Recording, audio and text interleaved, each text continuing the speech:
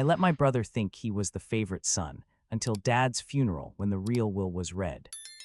Growing up, my brother always got everything he wanted, while I watched from the sidelines, like some kind of forgotten backup plan. Dad would praise him for getting decent grades, while my straight A's barely earned a nod. When we both played baseball in high school, Dad never missed one of his games, but somehow always had work emergencies during mine. The pattern was so consistent, it became almost comical, except it wasn't funny when you're the one being overlooked. My brother soaked up all that attention like a sponge, becoming this cocky guy who thought the world owed him everything. He'd strut around the house like he owned the place, making comments about how he was clearly the successful one in the family. Meanwhile, I kept my head down, worked hard, and tried not to let the constant comparisons get to me. Dad would always find ways to bring up my brother's achievements during family dinners, even when we were supposedly celebrating something I had accomplished. The real kicker was when we both graduated college. My brother barely scraped by with a business degree from a state school, partying most of the time and switching majors twice. I busted my tail getting an engineering degree with honors, working part-time jobs to help pay for school while he got a free ride from Dad. Yet somehow at the graduation party, Dad spent the entire evening talking about how proud he was of my brother's perseverance and natural leadership abilities, while barely acknowledging my achievements. After college, things got even more obvious. My brother moved back home for 2 years, claiming he needed time to find himself and explore his options. Dad not only let him stay rent-free, but actually gave him spending money and bought him a decent car. When I asked if I could move back for a few months to save money for a down payment on a house, Dad made it clear that I was old enough to figure things out on my own. The double standard was so glaring that even our mom started making subtle comments about the unfairness. My brother eventually landed a decent position at a mid-sized company, nothing spectacular but stable enough. Dad acted like he had just been hired as the CEO of a Fortune 500 company, calling everyone in the family to share the news. When I got promoted to a senior position at my firm a few months later, Dad's response was a brief congratulations text. The contrast was so stark that I started documenting these moments in my head, almost like collecting evidence of something I couldn't quite name yet. Years went by and the pattern never changed. My brother would make average life choices and get treated like royalty, while I'd achieve actual success and get polite acknowledgement at best. When he bought his first house with Dad's help for the down payment, it was a family celebration complete, with a barbecue and relatives coming from out of state. When I bought my house entirely on my own, paying every cent myself, Dad visited once and spent most of the time pointing out things that needed improvement. The relationship between my brother and me became increasingly strained over the years. He seemed to genuinely believe he was the golden child, the one who could do no wrong in Dad's eyes. He'd make condescending comments about my serious personality and how I needed to lighten up like him. During family gatherings, he'd dominate conversations and expect everyone to be interested in his mundane stories about work or weekend plans. If I tried to share something significant happening in my life, he'd quickly change the subject back to himself. What really got to me was how he treated our parents as he got older. He'd show up for Sunday dinners expecting Mom to cook his favorite meals, leave his laundry for her to do, and barely lift a finger to help with anything around the house. Dad thought this was charming somehow, like it showed how comfortable my brother felt at home. When I pointed out that maybe a grown man should do his own laundry, Dad accused me of being too rigid and not understanding that family meant supporting each other. The breaking point came during one particularly tense holiday dinner. My brother had just gotten engaged to a woman he'd been dating for 6 months, and Dad was already planning to pay for half the wedding. Meanwhile, I'd been with my girlfriend for 3 years, and when I mentioned we were thinking about getting married, Dad's main concern was whether we could afford it ourselves. The hypocrisy was so overwhelming that I had to excuse myself from the table before I said something I couldn't take back. After that dinner, I started pulling away from family gatherings. I'd show up for the important stuff, but stop trying to compete for Dad's attention or approval. It was actually liberating in a way, not constantly measuring myself against my brother's achievements or lack thereof. I focused on my own life, my career, my relationship, and found a peace I hadn't felt in years. My brother seemed to barely notice my absence, probably assuming I was just going through some phase. Dad's health started declining when he hit his 70s, nothing dramatic but the usual signs of aging. He'd always been this larger-than-life figure in our family, the one who made all the important decisions and controlled the family dynamics. Seeing him slow down was strange for all of us, but especially for my brother, who had built his entire identity around being Dad's favorite. He started visiting more frequently, clearly worried about maintaining his special status as Dad's health declined. During one of Dad's hospital stays for a routine procedure, my brother made a comment that stopped me cold. He said something about how he hoped Dad would be around long enough to see his kids grow up, since he was obviously going to be the one carrying on the family name and traditions. The casual assumption that he was the heir apparent, the one who would inherit everything important, was so matter-of-fact that I realized he genuinely believed it. He'd never even considered that things might be different. I started thinking about all the times Dad had pulled me aside over the years for private conversations that seemed insignificant at the time. He'd ask about my work, my goals, my thoughts on family and responsibility. I'd always assumed these talks were his way of checking in on the difficult son, making sure I wasn't becoming too bitter about the obvious favoritism. But now I wondered if there was something else going on, something I'd been too hurt and angry to see clearly. The last few months of Dad's life were difficult for everyone. He was still sharp mentally but physically declining, and the family dynamics became even more intense. My brother appointed himself as Dad's primary caregiver, not because he was particularly good at it, but because he wanted to cement his position as the devoted son. He'd make a big show of driving Dad to appointments and helping with daily tasks, always making sure everyone knew about his sacrifices. What my brother didn't know was that Dad had been calling me separately during this time, usually in the evenings when my brother wasn't around. These conversations were different from our usual stilted exchanges. Dad would talk about his regrets, his fears about the future, and his concerns about how the family would handle things after he was gone. He seemed to be weighing his words carefully, like he was trying to tell me something important without saying it directly. One evening, about a month before Dad passed away, he said something that stuck with me. He told me that being a parent meant making difficult choices, and sometimes the right choice looked wrong to everyone else. He said he'd spent years watching both his sons grow up, and he was proud of the men we'd become, even if he hadn't always shown it equally. At the time, I thought he was just trying to make peace before the end, offering some kind of deathbed reconciliation. When Dad finally passed, my brother was devastated in a way that surprised me.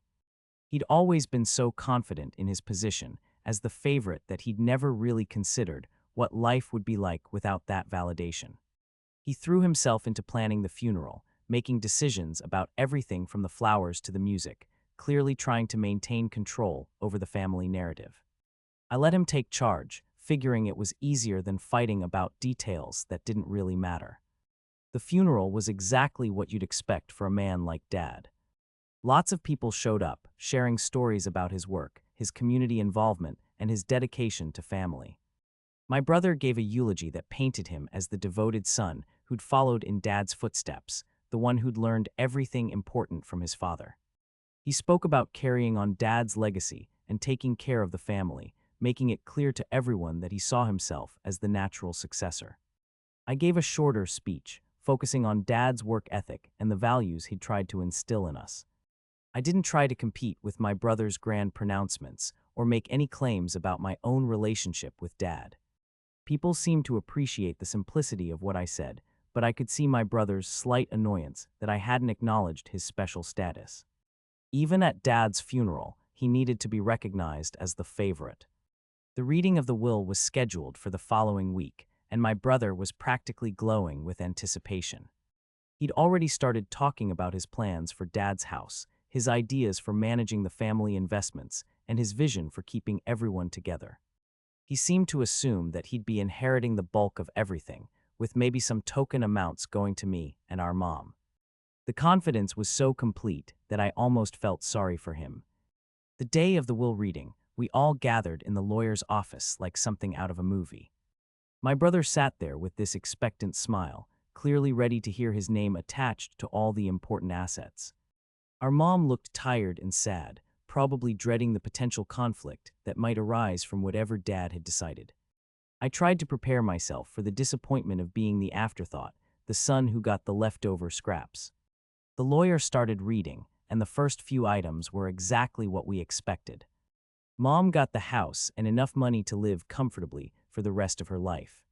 There were small amounts set aside for various charities and some personal items distributed to friends and extended family. My brother's smile got bigger as we worked through the preliminaries, clearly assuming the big announcements were coming next. Then came the bombshell that changed everything. The lawyer read that my brother would receive a modest trust fund, enough to provide some financial security, but nothing spectacular. He'd also inherit Dad's car and some personal items, along with a letter explaining Dad's decisions. My brother's face went from confident to confused to something approaching panic as he realized this couldn't be the main inheritance. The lawyer continued reading, and my name started appearing attached to assets I'd never dreamed of inheriting.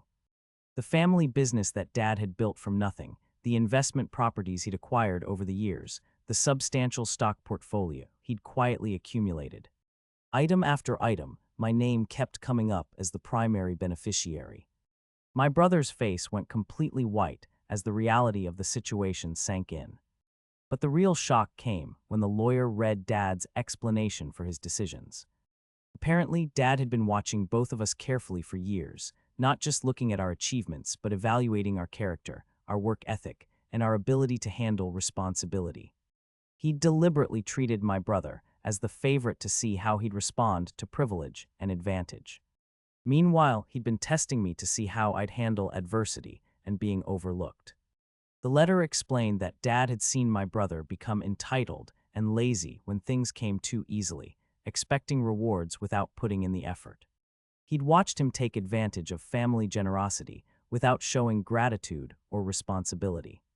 In contrast, he'd seen me work harder when faced with obstacles, maintain my integrity when I could have become bitter, and build a successful life without depending on family handouts. Dad's letter went on to explain that he'd been grooming me for leadership all along, just not in the way anyone expected. Those private conversations hadn't been check-ins on the problem child. They'd been assessments of my judgment, my values, and my readiness to handle significant responsibility. He'd been watching to see if I'd become resentful and vindictive, or if I'd rise above the unfair treatment and prove myself worthy of his trust. The most stunning revelation was that Dad had been secretly proud of my achievements all along. He deliberately downplayed his reaction to my successes because he wanted to see if I'd continue striving for excellence even without external validation.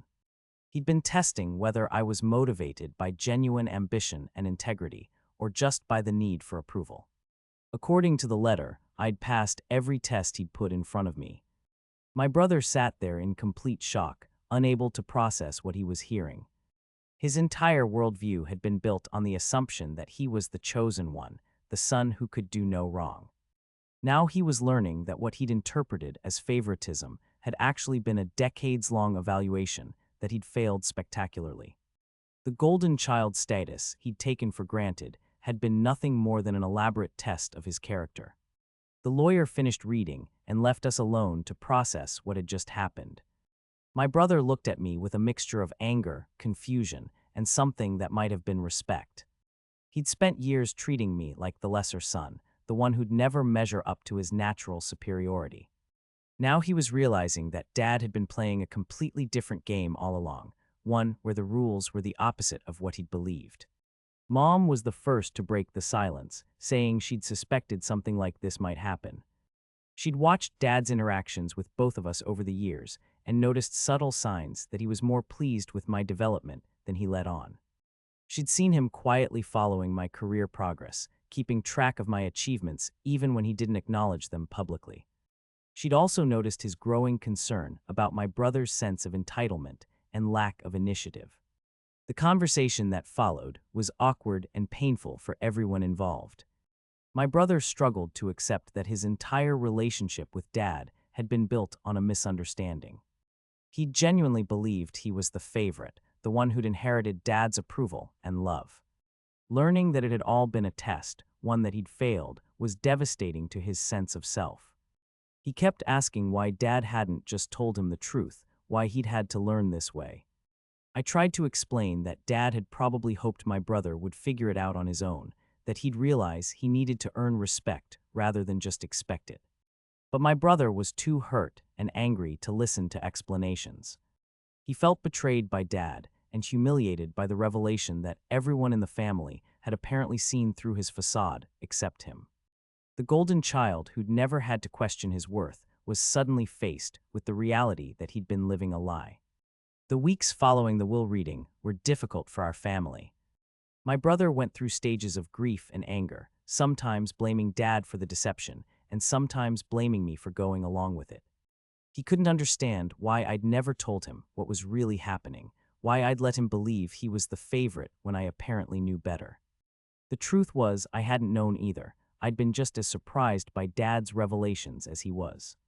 What made it worse for my brother was that he had to completely reevaluate his relationship with Dad. All those memories of special treatment and favoritism now looked different through the lens of what he'd learned. The praise he'd received felt hollow, the advantages he'd been given seemed like pity rather than preference. He'd built his entire identity around being the chosen son, and now he had to figure out who he was without that foundation.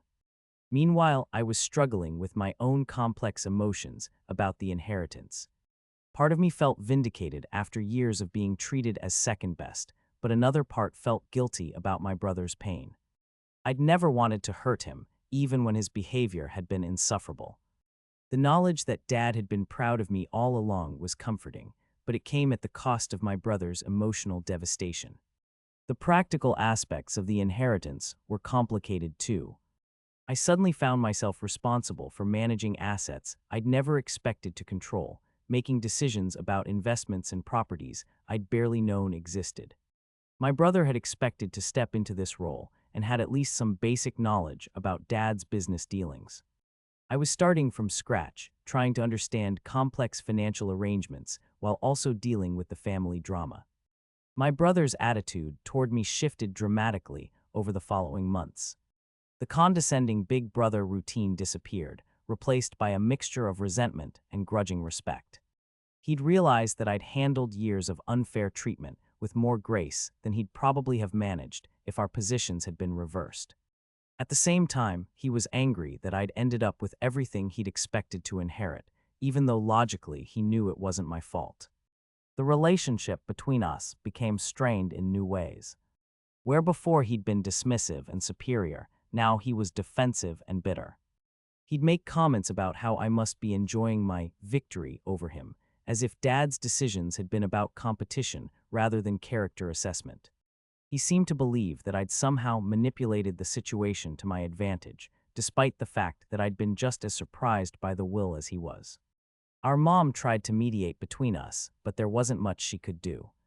She encouraged my brother to see this as an opportunity to grow and develop the qualities Dad had been looking for, rather than dwelling on what he'd lost. She reminded him that he'd still inherited enough to be comfortable, and that family relationships were more important than money. But my brother was too hurt and angry to listen to reasonable advice. The first major test of our new dynamic came when I had to make decisions about Dad's business. There were several employees who'd been with the company for years, and I needed to decide whether to keep things running as they were or make changes. My brother had opinions about what should be done, based on conversations he'd had with Dad over the years. But he was no longer in a position to make those decisions, and accepting that reality was difficult for him. I tried to include him in the decision-making process, both because I valued his input and because I wanted to preserve what was left of our relationship. But every discussion became tense, with him questioning my authority and my understanding of what Dad would have wanted.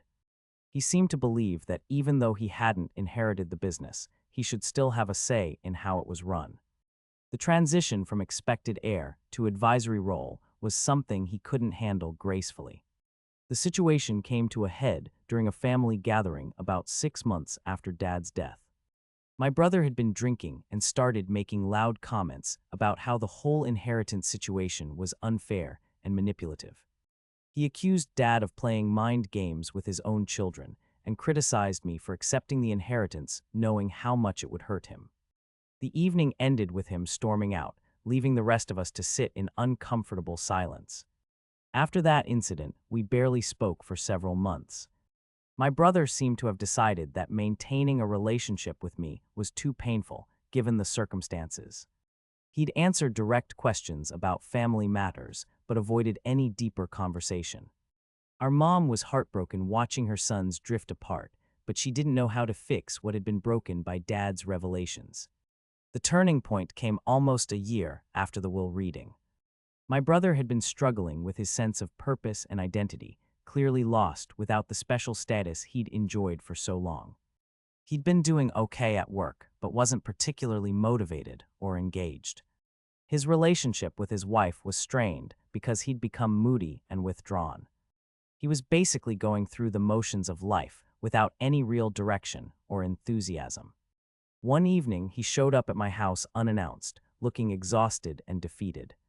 He said he'd been thinking about everything that had happened and realized he needed to have an honest conversation with me.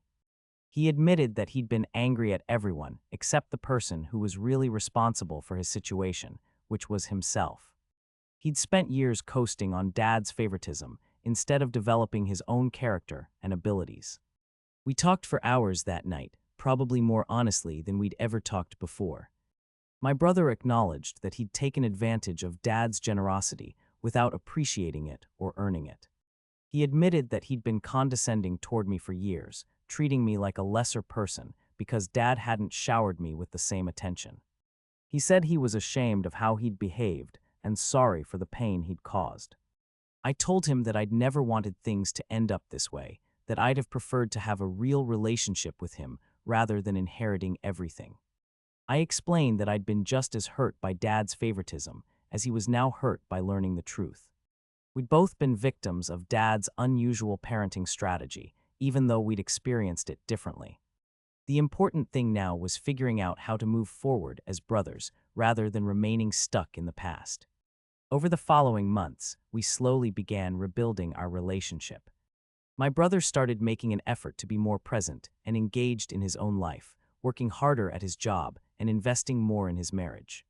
He also began volunteering for a local charity, something he'd never done before, but that seemed to give him a sense of purpose he'd been missing. He was essentially starting over, trying to become the person Dad had hoped he would be.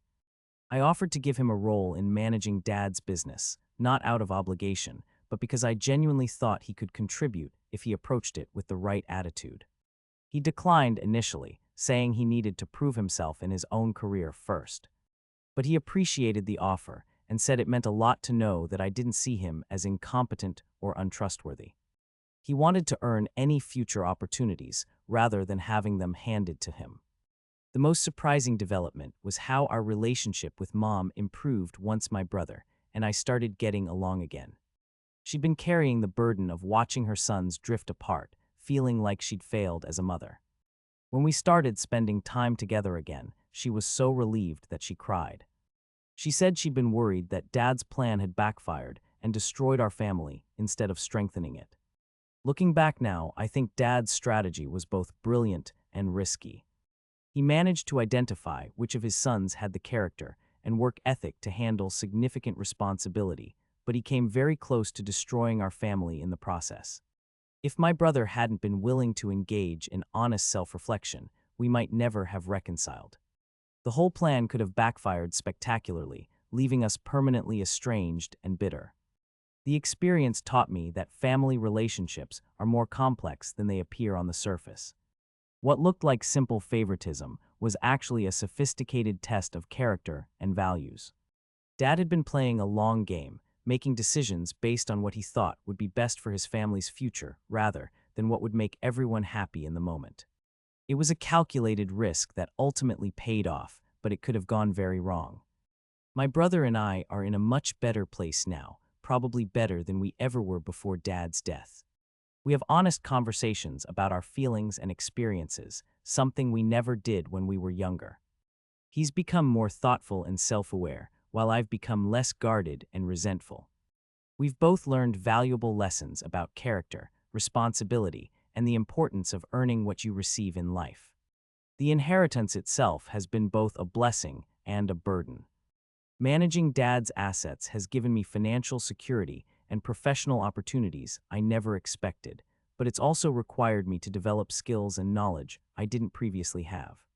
I've had to learn about business management, investment strategies, and employee relations, while also dealing with the emotional complexities of our family situation.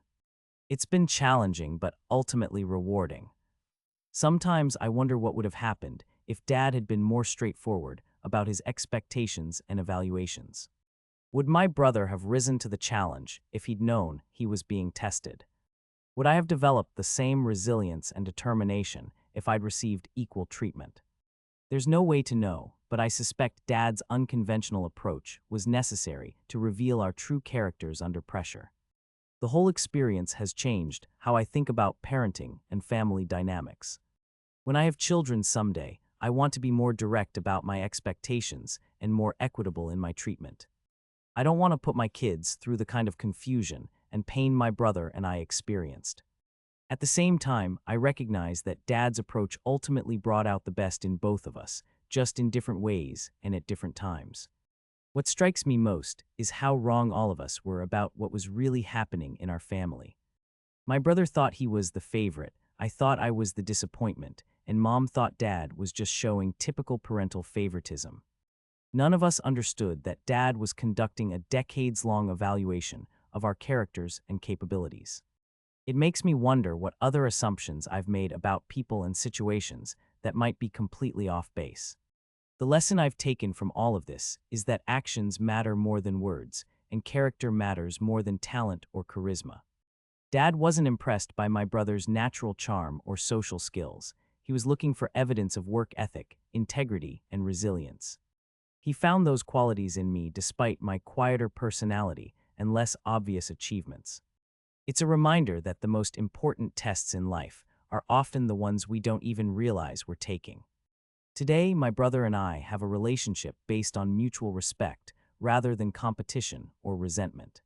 We've both grown from the experience, him by learning humility and me by gaining confidence. We're better people individually and better brothers collectively.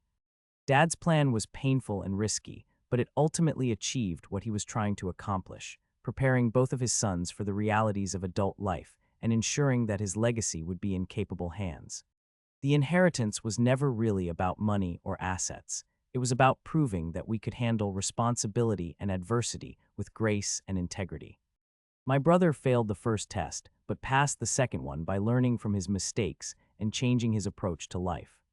I passed the first test by maintaining my character under difficult circumstances and proved worthy of Dad's trust.